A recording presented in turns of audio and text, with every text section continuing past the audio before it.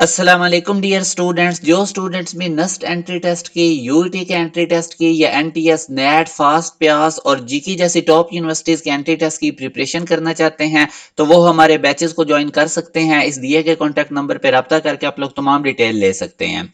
जैसा कि मैंने आपको पहले भी बताया था कि हमारा ऑफिशियल व्हाट्सएप चैनल है, इसको जरूर आप लोग फॉलो करें।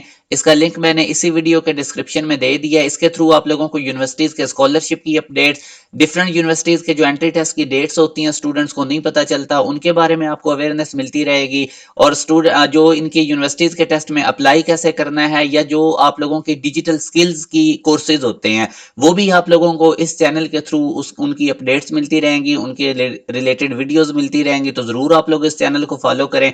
इसी वीडियो के डिस्क्रिप्शन में इसका लिंक गिवन है, उसके थ्रू आप लोगों ने इसको फॉलो कर लेना है। जैसे कि मैंने एक सीरीज स्टार्ट की हुई है यूनिवर्सिटी के पास पेपर के एमसीक्यूज में, आप लोगों से डिस्कस करता हूं। आज का क्वेश्चन है, steel has greater modulus of elasticity than rubber, thus for larger strain in rubber it require stress. तो आप लोगों ने एक फैक्ट याद रखना है कि वो सॉलिड जिसका मॉडुलस ऑफ इलास्टिसिटी ग्रेटर होता है, उसका मतलब होता है उसको ज्यादा स्ट्रेस चाहिए स्ट्रेन प्रोड्यूस करने के लिए।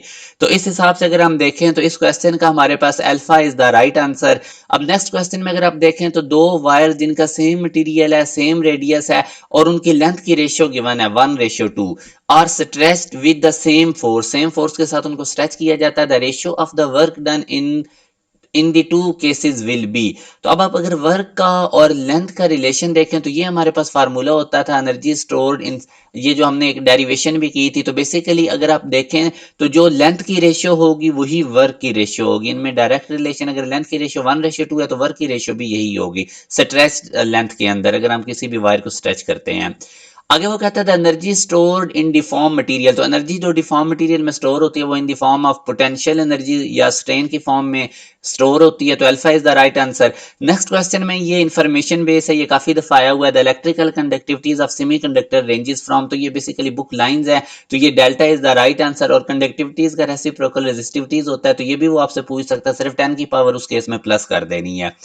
आगे वो कहता है which one is not similarity between conductors and semiconductor. तो आपने याद रखना है कि 0 केल्विन के ऊपर जितनी भी हमारे पास ये थर्मल वाइब्रेशंस हो रही होती हैं, ये सीज हो जाती हैं, तो रेजिस्टेंस कंडक्टर की इस तरह फिर 0 ओम हो जाती है और वो सुपर कंडक्टर बन जाता है। मगर इस स्टेज पे आके कोवेलेंट बॉन्ड्स ब्रेक नहीं होते। जब कोवेलेंट बॉन्ड्स ब्रेक नहीं हो रहे होते तो इलेक्ट्रॉन होल पेयर्स भी जनरेट नहीं होते, और जो कंडक्शन होती है सेमीकंडक्टर्स में वो भी फिर इस तरह नहीं हो रही होती। तो इस वजह से हम कहते हैं कि ये इंसुलेटर्स में कन्वर्ट हो जाते हैं। तो यूं हमारे पास delta is the right answer.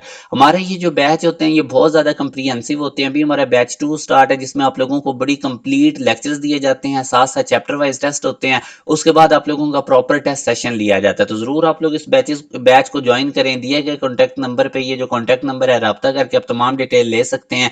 अभी आप लोगों के पास आइडियल टाइम है यूनिवर्सिटीज के एंट्री टेस्ट की तैयारी का। आगे चल के फिर बोर्ड के एग्जाम का प्रेशर होता है, और दूसरा ये भी होता है कि कुछ टेस्ट की डेट्स भी साथ साथ होती हैं, तो स्टूडेंट्स पे बहुत ज्यादा बर्डन पड़ जाता है। तो जरूर आप लोग इन बैचेस को भी ज्वाइन करें। 3 मंथ लगाएं, फुली अपने आप को घर बैठे यूनिवर्सिटीज के एंट्री टेस्ट के लिए प्रिपेयर करें। अपना ख्याल रखिएगा। अल्लाह हाफिज।